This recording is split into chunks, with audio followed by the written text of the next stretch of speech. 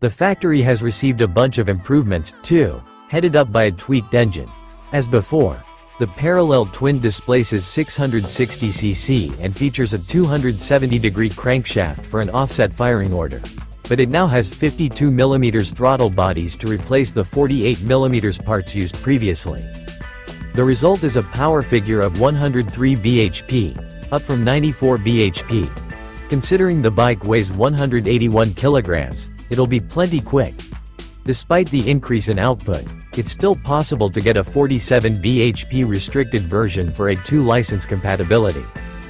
First-class suspensions. The main point of distinction of the Tuono 660 factory is found in the suspensions, which use material from the Swedish firm Öhlins. The fork is the Nix model, with 43mm bars and adjustable compression, extension and spring preload.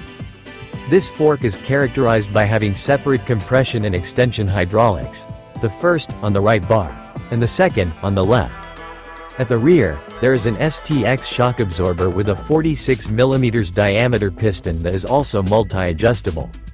The electronic equipment has also been implemented, which already boasted a cutting-edge configuration with an electronic accelerator and a 6-axis inertial unit.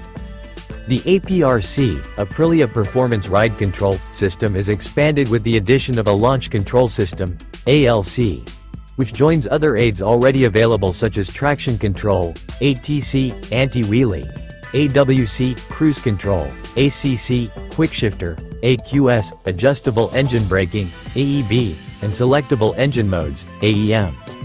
In addition, the braking system, which maintains the Brembo components, has a Bosch ABS with cornering operation and which self-adjusts its modulation based on the data collected by the IMU.